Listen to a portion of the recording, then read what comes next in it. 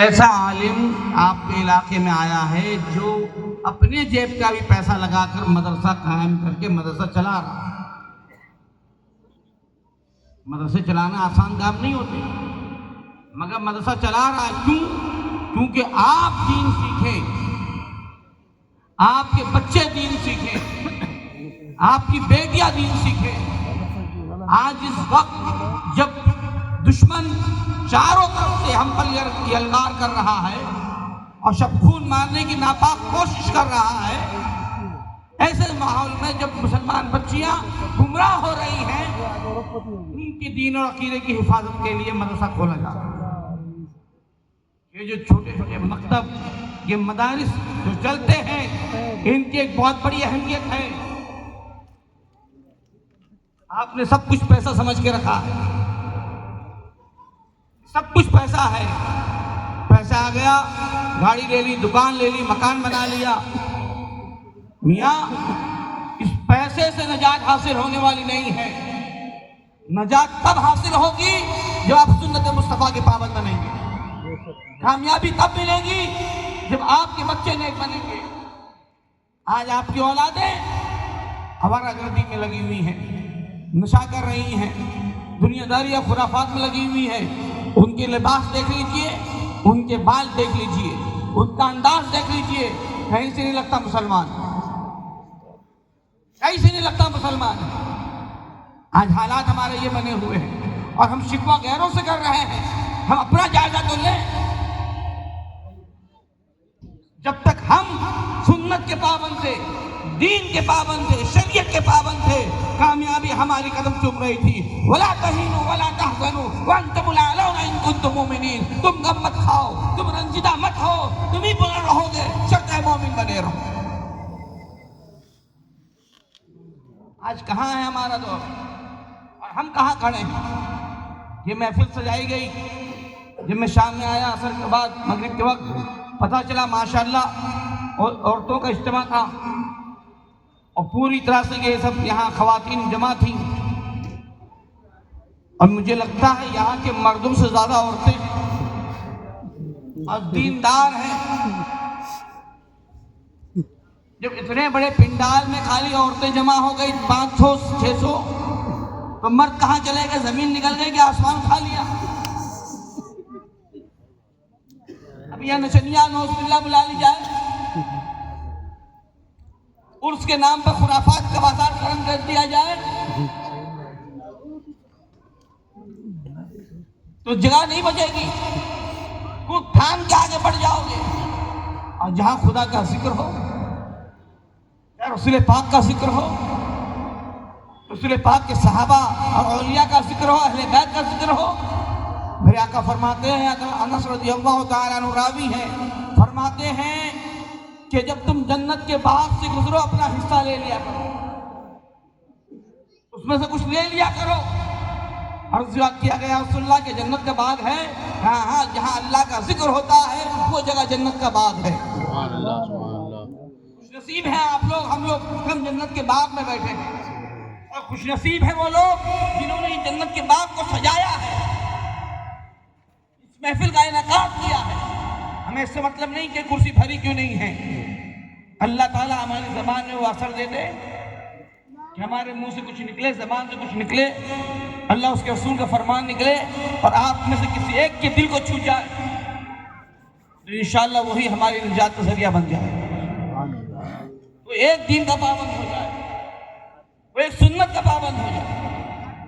लेकिन हाय अफसोस, हम इतने गाफिल हो गए कि हमारे लिए महफिल सजाई गई, रसूल पाक के जिक्र के लिए सजाई गई, अल्लाह उसके रसूल का जिक्र हो रहा है, और हम जो है अपने घरों में बैठे हुए हैं। हम किस दुनिया में जी रहे हैं यार?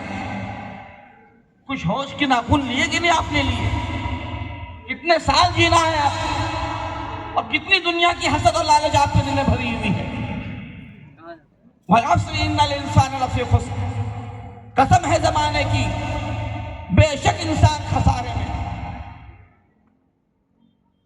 कसम है जमाने की। इमाम फखरुद्दीन राज़ी फरमाते हैं, मैं ज्यादा बहस नहीं करता, इसका मतलब यह महबूब आपके जमाने की कसम, इंसान खसारे में, इंसान नुकसान में है। सब कुछ बर्बाद हो जाए, तबाह हो जाए, असल माल खत्म हो जाए, उसको खसारा कहते हैं। असल माल खत्म हो जाए। एक बुजुर्ग फरमाते हैं, मैं समझ नहीं पाया था कि ये खसारा क्या है, इंसान खसारे में कैसा है। आज आप देखोगे, बोलोगे मौलाना साहब बोलते हो खसारे में है। हम तो आसमान पे उड़ते हैं, हमने चांद के सीने पे पैर रख दिया, हम जमीन में उतर गए, हम समंदर का पानी नाप रहे हैं, गहराई नाप रहे हैं, और आप कहते हो खसारे में है। और कुरान कहता है बेशक इंसान खसारे में। इसको कामयाबी नहीं समझो, ये कामयाबी नहीं है। आसमान में चिड़िया भी उड़ती है, समंदर की गहराई में जानवर मछली भी उतर जाती है, ये कामयाबी नहीं है। इंसान खसारे में है। बुजुर्ग फरमाते हैं, मैं समझ नहीं पाया खसारा क्या है। एक दिन बगदाद से बाजार से गुजर रहा था, एक बर्फ बेचने वाला बर्फ बेच रहा था और कह रहा था, लोगों, एक गुजरने वालों, मेरा बर्फ खरीद लो। आप जानते हैं बर्फ बहुत जल्दी पिघलता है कि नहीं पिघलता? बोलो, पिघलता है ना? बस इसी पे खत्म करता हूं, पिघलता है कि नहीं पिघलता? आप कपड़ा, लकड़ा, लोहा, पत्थर जो भी धंधा करते हैं, आज नहीं तो कल, कल नहीं तो परसों माल बिकेगा। लेकिन अगर बर्फ ला के अभी रख दे तो थोड़ी देर बाद पिघलना शुरू होगा। रासुल माल जो है उसका खत्म होने लगेगा, असल माल मिटने लगेगा, खत्म होने लगेगा। कहे लोगों, गुजरने वालों, मेरा बर्फ खरीद लो, मेरा नुकसान हो रहा है, खसारा हो रहा है, मैं खसारे में जा रहा हूं, मेरा माल खरीद लो। वो बुजुर्ग रुक गए, उससे कहा, क्या कहा? मैंने कहा, गुजरने वालों, मेरा माल खरीद लो, मेरा बर्फ पिघल रहा है, मैं खसारे में जा रहा हूं। कहने लगे, आज मैं वल अस्र इन्नल इंसान लफी खुस्र का मतलब समझ गया।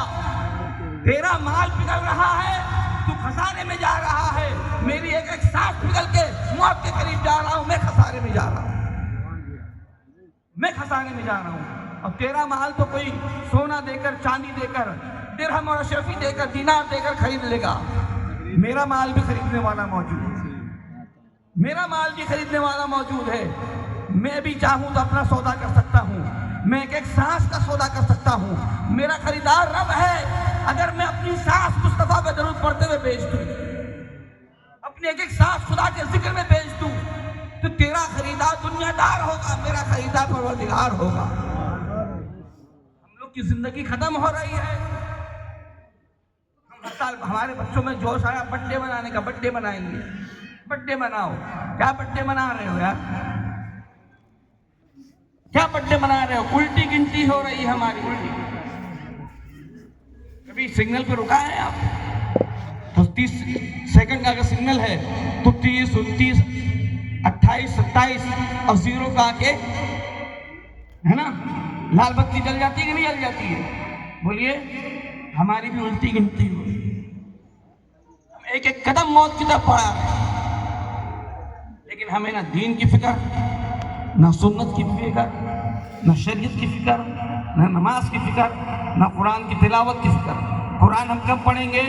जब हमारे घर में सकरात हो, कोई मरने वाला हो, या हजरत ने कह दिया, किसी आलिम ने, बुजुर्ग ने, कि तुम्हारे घर में कुछ परेशानी है, 40 दिन सूरह बकरा की तिलावत कराओ, उसलिए पढ़ लिया। या पीर साहब हो, है ना, कोई वजीफा बता दिया तो पढ़ लिया। कुरान की तिलावत, अभी रमजान का महीना भी आएगा, माशाल्लाह बहुत सारे लोग तिलावत बहुत करते हैं। बैठे मैं बड़ी जिम्मेदारी से कह रहा हूँ,